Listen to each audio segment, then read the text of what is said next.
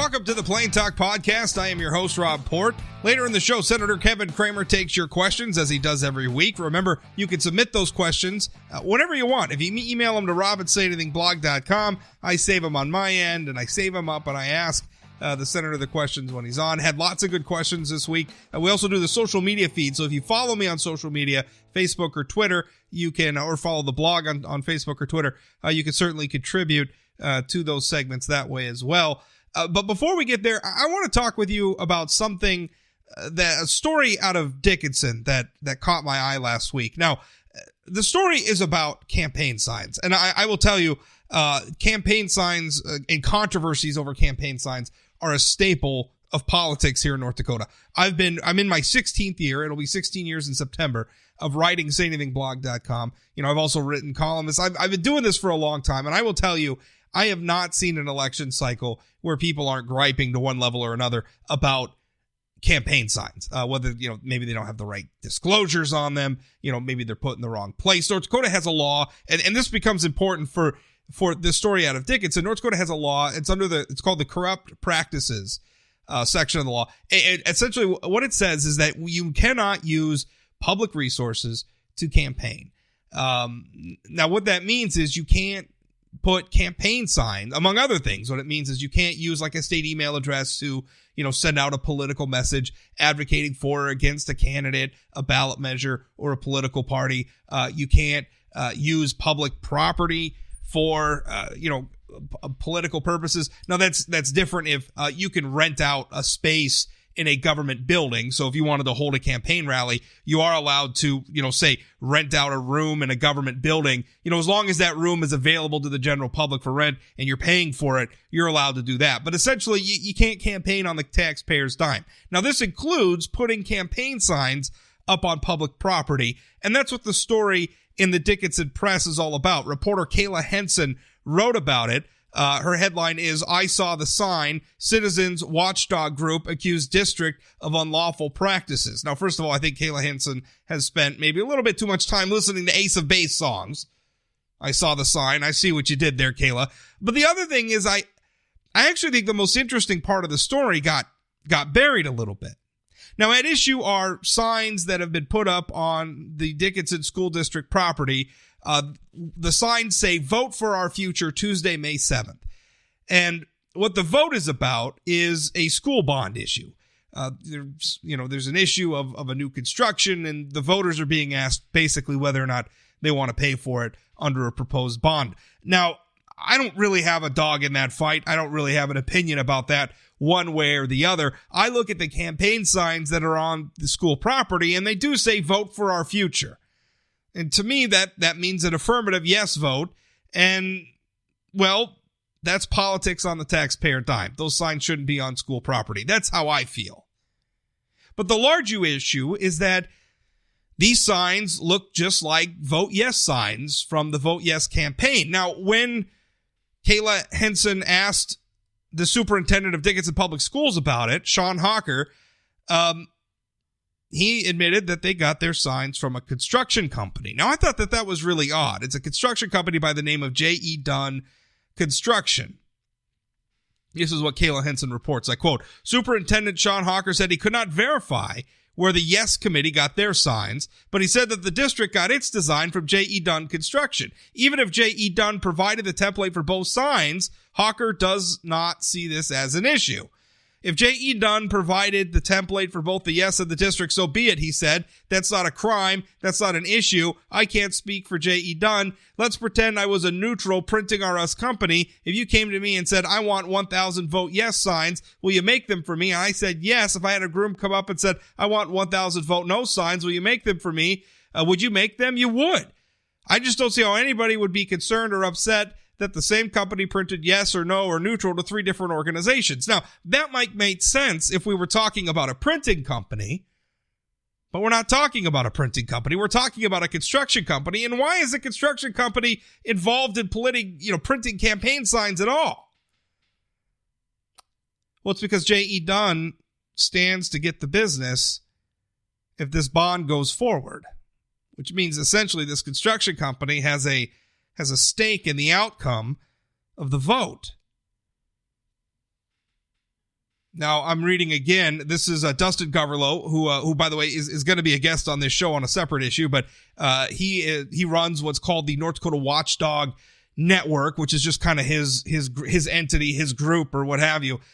He comes out and he says, I quote, "Construction companies and engineering companies are now in the business of launching political campaigns so that they can get the contract for the $100 million schools. It's completely legal because there's no law that says it's not." He's right. And again, Henson reports that this is the case in Dickinson. I quote again from the article, "J.E. Dunn has an interest in the bond passing. Unless the bond passes, they will not be paid. In this contract, J.E. Dunn's pre-construction services are free to the district. If the community votes in favor of the bond, the company will oversee the construction, receiving bids for various phases of the project for which they will be paid." So essentially what we have here is a construction company that has a financial interest in the outcome of this bond vote, running the political campaign, or at least assisting in the political campaign behind the bond vote, including assisting the government entity itself, Dickinson Public Schools. To say that this is unseemly would be an understatement, and yet this happens all the time. Think back to the last time, and these votes happen all over our state, but think back to the last time there was some question, some vote in your community over, I don't know, a water park or a recreation center or a dog park or something like that. Some proposed issue where the voters had to say yay or nay because there was going to be a tax increase or there's going to be a bond issued or something like that. So it goes to the voters. Look very carefully at who's running the campaign for the yes side.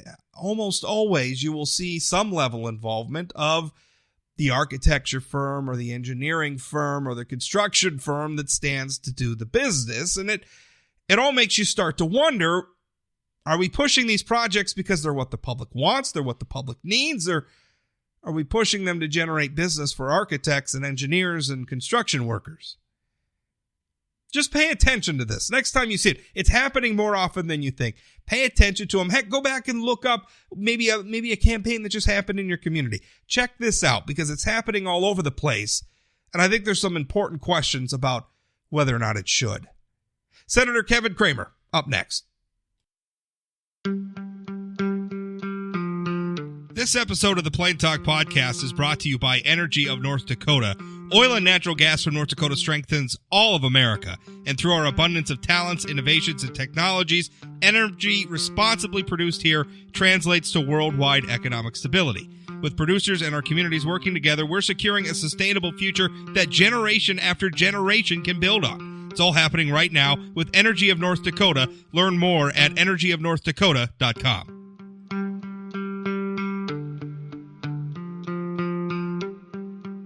Senator Kevin Cramer joining me now as he does every week to take your questions. Remember, you can submit questions to rob@sayanythingblog.com, or I put the threads up on social media the day up. We record these interviews on Wednesdays, but they actually, you listen to them on the podcast on Thursdays.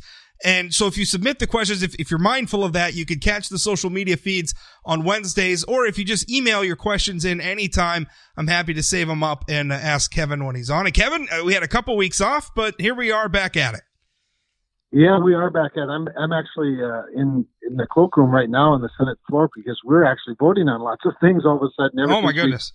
Changed those rules. I know, it's amazing. I think we're going to get 5 district judges confirmed this week, along with some others. Yesterday we confirmed the general counsel for the Department of Energy, which is very important.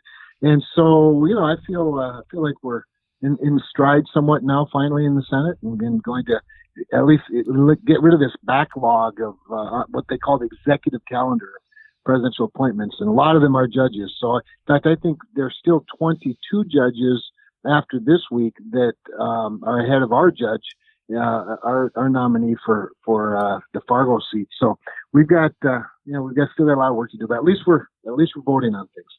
I wanted to ask you, I mean, the big news today as we record this is, and the Democrats are saying that our Attorney General, William Barr, has lied or has misled.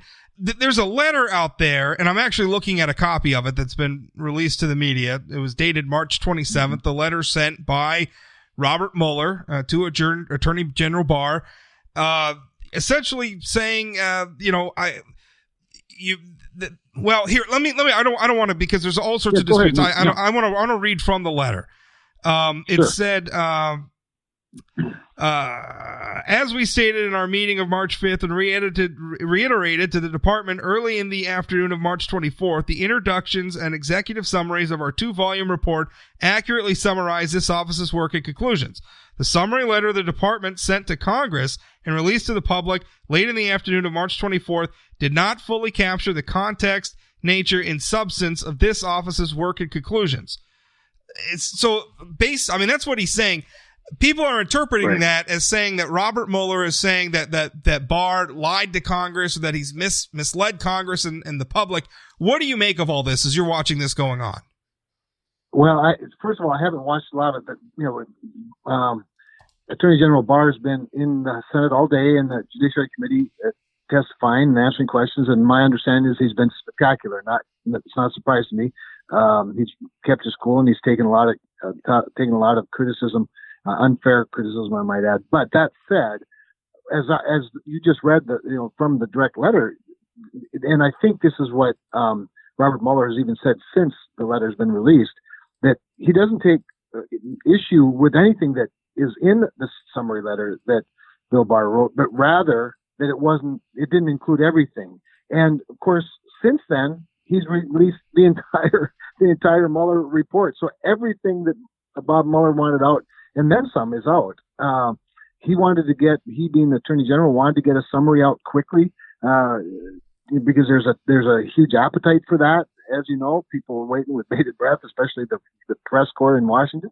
And so he did do a summary. Bob Mueller hasn't taken issue with any of the facts. In fact, he has said it was an accurate summary, just wasn't totally conclusive and contextual. Well, now the whole context is out, so I don't know what everybody's upset about. I think they're drawing some conclusions in retrospect that aren't intended in the original letter. Well, I feel like this is a process. Obviously, Robert Mueller had some concerns with what Attorney General Barr was communicating at that moment on, the date that he sent the letter, which was March 27th. So on that day, he had some concerns about what was sent. Obviously, those have since been cleared up. I mean, I feel like Democrats are seizing on a couple of sentences in this letter to make an issue out of something that is now certainly no longer an issue. And also, do you think Robert Mueller should speak more on this? Because his office has a spokesman. They kind of very, very famously didn't speak much at all, but, a couple of times when the media got carried away, they, notably there was a BuzzFeed report that came out and, their office came out and shot that down. If Robert Mueller really had a problem, to the point where he felt the Trump administration was lying or misleading or what have you, nothing's really stopping him from just speaking out about that, right? I mean, if he's got a problem that reaches to that level, he could call it out. Not only could he, but Bill Barr himself has said that he ought to. And the fact that he hasn't, I think, speaks volumes. Now, I have to give him credit.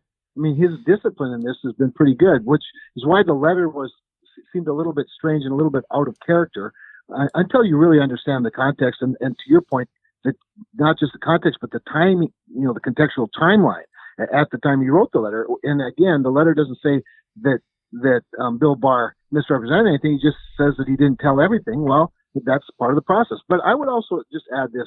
I think it's really important to realize something, that is that the job of a prosecutor, particularly a special prosecutor like this or special counsel like this, is simply to determine whether or not there's an indictment. It's not to comment on anything.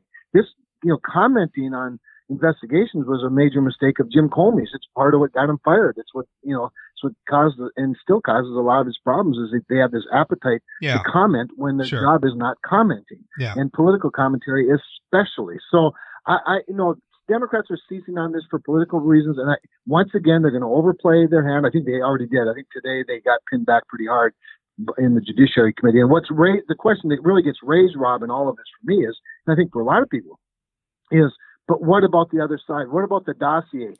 Remember that a special counsel is supposed to be called based on evidence. Well, when the special counsel has no evidence of collusion after the investigation, what evidence was there pre-investigation that caused the $30 million to be spent in the 2 years? And I think that's a bigger question that it centers around this dossier. And I think, frankly, I expect Bill Barr will probably get to that eventually. Let's talk about the state of Washington for a moment, which might seem a little weird, except that a significant amount of North Dakota oil goes to the state of Washington because they're right on that Pacific coast and they've got refineries. And sure. It's wonderful. A lot of our oil gets there and it gets refined or it gets shipped, and that's a wonderful, wonderful thing. But the state of Washington has passed legislation, or their legislature has passed legislation. I don't believe the governor signed it yet, but you, along with Senator Hoeven and Congressman Armstrong, have signed a letter urging the governor of Washington, Jay Inslee, to veto the legislation. And the legislation essentially would bar North Dakota crude oil from being shipped to that state or through that state. Why are you urging the veto? What's going on with this? Well, there's a couple of things. First of all, Rob, I think it's, in my mind, it's a clear violation of interstate commerce to be able to say that a product from another state can't come into our state. And we've won cases like that before. We won a case against Minnesota with over coal generated electricity.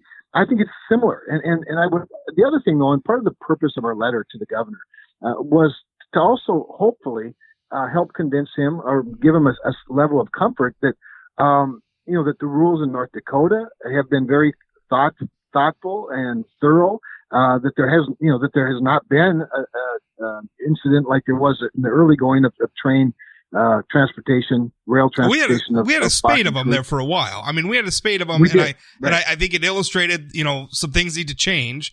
Whether it's track safety, whether it's, obviously the volatility of the oil on the trains, but we've taken action. We've taken action, including the actual rail cars themselves, the tanker cars, as well as the things that you've talked about. So we really, we felt, I think it was necessary to inform the governor of those things, and, we'll see what happens, but it is a major market for us. Obviously, the Pacific Northwest has become a problem for moving fossil fuels in general, not just Bakken crude, but, even refined coal or the subbituminous coal to other markets. As you know, there's a growing global market for many of the natural resources that we have. And yet we're seeing, the liberal Pacific Northwest prevent some of these exports from coming into and through their states. And that's just a violation of the Interstate Commerce Clause. As you know, that the U.S. Constitution doesn't give much authority to the federal government, even though it takes some, it shouldn't. But one thing it does give us authority over, jurisdiction over, and that is interstate commerce.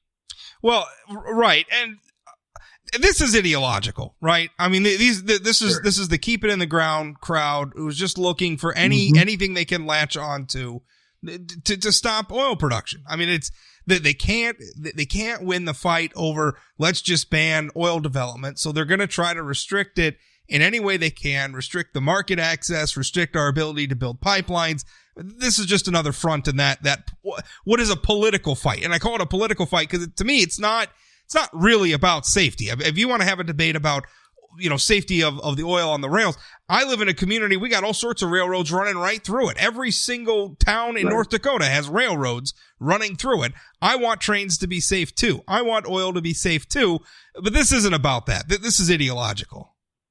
No, that's exactly right, Rob, because, rail takes a lot of other things, volatile products, hazardous products, even more hazardous than oil, frankly, and you don't see the same hue and cry. So no, it's one tactic in the strategy to keep the oil in the ground, and it's unfortunate because, again, the Northwest, the West obviously is very important to getting products into the global marketplace. The fact that Bakken crude and U.S. products in general are in high demand beyond our shores is a good thing for our economy. And frankly, it's a good thing for the environment for those who are concerned about it, because nobody produces these products in a more safe and environmentally friendly way than the United States.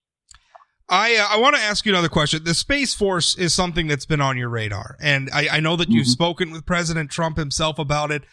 For obvious reasons, North Dakota, we have some military installations where the Space Force. I mean, North Dakota could have an important role to play in a coming Space Force. I want to ask you a question that may have you thinking that I've been watching too many science fiction movies or reading too many science fiction books, but I'm reading these headlines about the God of Chaos asteroid that's supposed to pass very close, within 19,000 miles of planet Earth. That sounds like a lot, but it's really not in the context of space.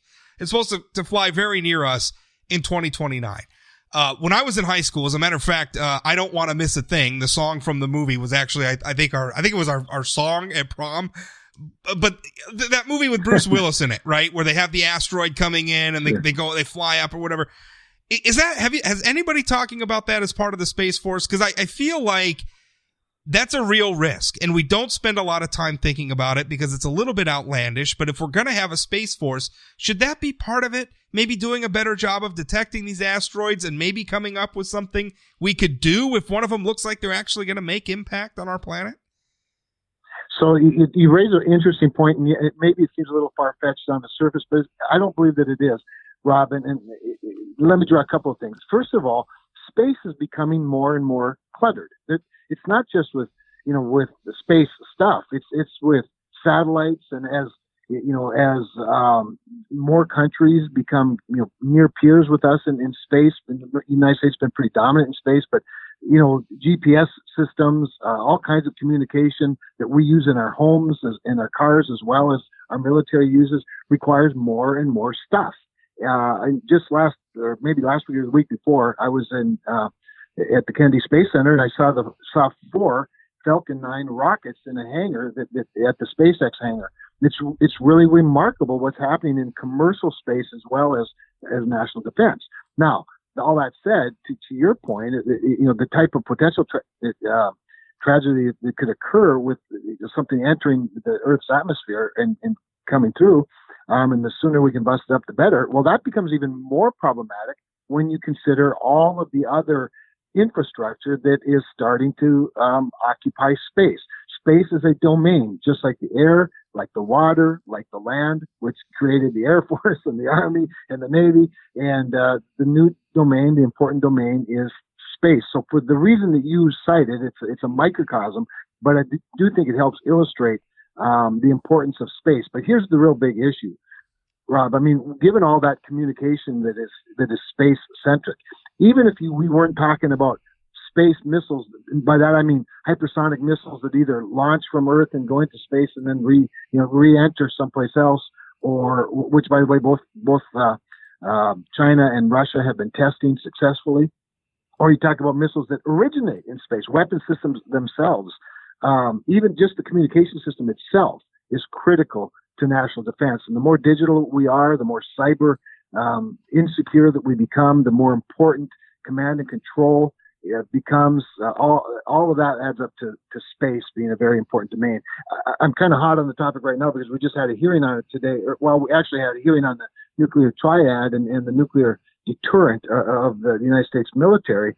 And I don't miss those moments. I don't miss the moments to ask the generals, and in this case, it was General Ray, who was the commander of the Air Force Global Strike Command, how important is space. He and then there was a Vice Admiral as well, Navy Admiral, both said it's critical. It is a domain we have to dominate and we cannot yield to. So anyway, longer answer than you were asking for as you're talking about an asteroid, but I think the asteroid is illustrative of just how important space is.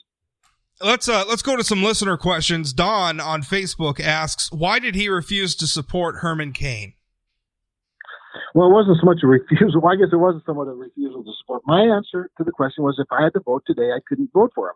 But we don't vote today on nominees. What we do is we vote after they've been vetted and after there's been a hearing.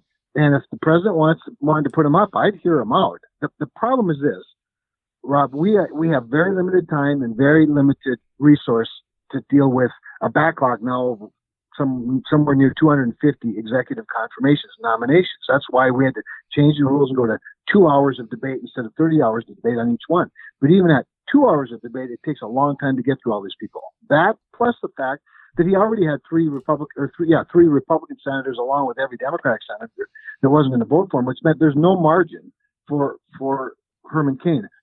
I don't believe that that's a good way to spend political capital, is to try to pull somebody across the finish line that is all likelihood is not going to make it. In fact, I don't even see how it would have been possible for him to make it. So I expressed my concerns up front and said to reporters, if I had to vote today, I'd vote no. But the reason you have hearings is to get to yes, not to get to no.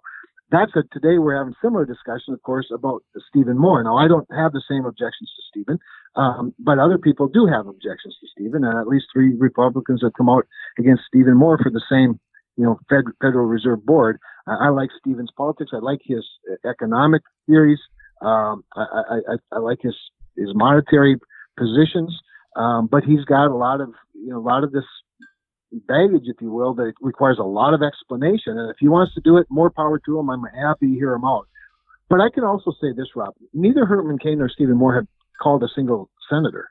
And if you want to get Senate confirmation, you ought to start you ought to start calling on the people that are going to have something to say about it. And none of that has happened. And I think it's a little bit of the naivety and the showbiz, if you will, and a guy like Herman Cain who likes to go on cable television and talk about how, what a bunch of rubes United States senators are. And maybe we are, and maybe we deserve it, but it's hard to come and ask for our support when you do that sort of thing. That's not my concern with him. I think he's qualified. I didn't have a problem with his entertainment, background or his political commentary. But I want to also say this, Rob. One thing that does bother me, and I've told every reporter this, and very few have reported anything about it, but what concerns me about a lot of this and what this reveals is we're getting to the point where we're going to have to start raising robots to be confirmed anymore, because everybody that's ever done or said anything and especially if they've been politically active, somehow that disqualifies them from being on a regulatory board or commission. And I reject that notion. Philosophy matters. Well, there's a reason elected people appoint and confirm these people. And I'm a little tired of having to tiptoe around those. Well, I feel like what I am hoping, there's a generation of Americans that's coming that grew up on the internet. My generation's maybe the tip of the spear, but we really didn't get online stuff until late high school. There was an Onion headline. It was about every single potential 2040 presidential candidate was disqualified because of Facebook, because they were idiots when they were teenagers on Facebooks. Right. I feel like some of the attitudes are going to have to change about that, because it's going to get to a point where just nobody's going to be qualified. All right, let's. I'm sorry. Go ahead. Yep. I agree. Yeah, Rob, what I would say is you and I and a whole bunch of other people like us need to talk about this a lot, because to your point, I think something has to change culturally or otherwise. I think it's incumbent upon those of us that spend a lot of time talking to talk about that very issue. And this is why, even with some of the presidential candidates, Democratic presidential candidates, and I know our friends on the right want to, poke fun at certain ones and bring up old things. And, I'm tired of it. I want to know their philosophy. I want to know their fitness for office. And I don't want to know what they did in high school or college or even in, young professional life. Yeah. And what they might have said or who they might have offended. Yeah. I mean, did they commit a crime? Okay, we could talk about that. But did they act like an idiot when they were 16? Well, I'll tell you, if that's the litmus test, I'm pretty much unemployable, because I was a giant idiot when I was 16. All right, Kevin, I want to keep moving here. Patrick asks, when is something going to be done about the ELD, that's electronic logging device? It's hurting the trucking industry. Well, it's particularly hurting the smaller trucking industry. We've been able to get some waivers for certain industries, as I think people know, and especially in agriculture. We're still working to get even more relief for animal agriculture, because of course that's very different. Moving critters, live living critters, is very stressful. And it's really less about the ELD though, and more, in my view, more about the hours of service and the rules that govern the ELD. The electronic logging device, of course, is the gotcha device. That's what raises the issue. But we keep plugging away at it at the administrative level. I don't see any chance of changing it legislatively. We just don't have we've just not been able to get the muscle accumulated, the mass, if you will. So many, Congress is made up of many more people who live in small, concentrated areas than in large, vast areas like you and I do. And so there's just not been that political will. We've been close a couple times, but we've never been able to do it. I think it's slipping away that way. So we continue to work with the administration on waivers and rules and guidance. We've gotten some better guidance in the last year or so from the Department of Transportation, but we want to keep going. This is a classic example, though, Rob, of regulation becoming a barrier to entry for the little guy, for the mom and pop, for the startup, for the small companies. And because the big trucking companies, they love it. They love these mandatory types of things because they can afford them, and they can keep competitors. In fact, they turn their competitors into their employees. On Twitter, Nat asks, how does he feel about taxpayers covering a $1,000 bar bill at Mar-a-Lago for Trump staff during the Chinese visit?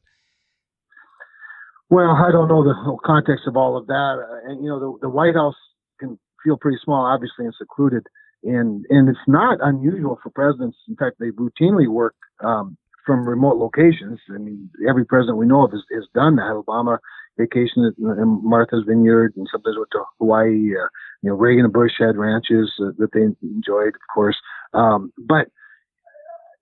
And when you do that, of course, you bring a whole bunch of people, a whole bunch of staff, including security detail and senior leadership and whatnot. I don't know the context of this question necessarily. I just heard it, but I'd have to look further into it. I don't know whether it's just a one night drinking spree or party or any of that. My advice would be that the White House just shouldn't be paying for alcohol, plain and simple, for staff. I just don't think that's appropriate. I don't think taxpayers should have to pay for alcohol. But if it was part of their dinner tabs or whatever, I don't know. But the safe bet is just steer clear from government funding of alcohol. Mitchell, that'd be my position. Okay. Mitchell asks, why are we not investigating those who did the fake dossier? Why are we not investigating Hillary and her crimes? I think it's pretty clear that both William Barr and Lindsey Graham are looking into all of that. I'd be very surprised if the whole dossier and the motivation, if you will, the lack of evidence to have a Mueller investigation in the first place, what was behind all that. There's some questions that need to be answered. And Lindsey Graham has been very clear. He's the chairman of the Judiciary Committee. He's been very clear that he intends to investigate that. And I haven't seen today's testimony from Attorney General Barr, but a lot of people are asking him to do the same thing. And I think I don't think he's come flat out and said he's going to do it. I think he's been pretty open to looking at corruption, because some of that corruption is right in the agency that he's now the head of. Via Twitter, Brent asks, what do you think about using U.S. military to shut the border while the wall is being built? Also, what changes do you favor to law to remove incentives for illegal entry? Yeah, that's good. Good questions. I don't support shutting down the border, period. So if that was part of the question, or maybe I missed it, but I don't support shutting down the border, but I do support enhanced border security at the same time as shifting our legal immigration system to more of a merit-based system. And that's exactly what Jared Kushner is working on in the White House right now. There's a group of us, in fact, Ron Johnson, the chairman of the Homeland Security Committee, is working on specific legislation to deal with that, because the big problem beyond, the wall and additional border security with border agents and processing facilities and technology and aircraft, all those things are important to border security. But we need to eliminate the draw in the first place, and the president's exactly right about this. This whole catch and release system, where people can, as long as they bring children, they don't get separated, and they overwhelm the system, and so they just get released into the interior of the country. We've got to change that. And Democrats are starting to talk more about it too, because they can pretty much no longer, with a straight face, deny that there's a crisis. It's not just at our borders, by the way. It's in every city in this country. As long as the drugs, over 90% of which come in illegally across the southern border, are killing our citizens, it's hard to ignore that. So, no, we need to change our system. What I support in general is a merit-based immigration system. I'm not nearly as hung up on capping the number of immigrants as I am us determining for ourselves as a country, who do we want into our country, whether it's high-tech workers or doctors or agricultural workers or factory workers or hospitality workers, seasonal workers. There's all kinds of types of workforce that are in high demand. But we ought to be able to determine who they are. And then I don't think it's the number so much as where's the workforce demand that actually enhances and grows our economy. But at the same time, we need to work with our education system and make sure that we're employing as many and providing the skills and training to as many Americans as we can, so that we aren't just looking for the easy way out by, attracting more immigrants to do the work that others could be doing if we weren't creating so much incentive for them not to. Stephen asks, why haven't you broken with the president on the destructive tariffs that are hurting North Dakota farmers? Well, for one thing, we're seeing more and more positive developments on the trade front as a result of the tariffs. And the president would give a lot of credit to the tariffs. But I have now challenged the tariffs on multiple occasions, including directly with him. In fact, right now, as you probably know, with the USMCA, that's the NAFTA 2.0, the tariff situation is one of the situations that we're working on trying to get cleared up so that we can get a vote on USMCA, because USMCA is very good for North Dakota's farmers and very good for agriculture around the country and other industries as well. I also noticed that today that there's word out of the USTR, the U.S. Trade Representative's Office, or the White House, that they are China and the United States are discussing as we speak, rolling back some of the tariffs as we go into the final stages now of a deal with China. So that would be just gigantic. But if we can get a better trade deal out of all of this, the temporary tariffs will look like a very good strategic and tactical plan. Kevin, that's it. Thanks for your time. Thanks. Bye-bye.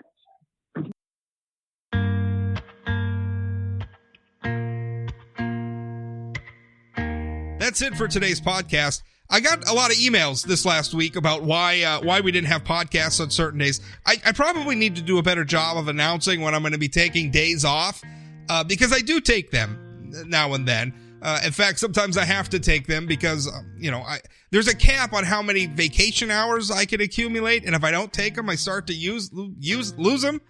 It's use them or lose them, I guess is what it is. And so sometimes I need to take some vacation time. And well, I did that this week, but we're back to normal. And most of the time, this podcast is released right away in the morning, Monday through Friday. If you want to follow all of my work, you should follow me on social media. That's Rob Port on Twitter, on Facebook. Say Anything Blog has a Twitter and Facebook account as well. They should be pretty easy to find if you just search for them. You should sign up for my email list too, by the way. If you want to get emails about new posts or what have you, you can sign up for that at sayanythingblog.com. If you ever have any feedback on the show, you have any questions, you're having trouble listening to the show, you can email all of that to rob at sayanythingblog.com, including you can also use that to submit questions for our weekly guest, Senator Kevin Cramer, Congressman Kelly Armstrong. Also, if you're listening to this podcast on a platform that allows you to rate or review, every rating, every review that you leave really helps get this podcast out there and helps other people find it. So if you would do that for me, leave an honest rating, an honest review, I would sure appreciate it. Thanks for listening. We'll talk again.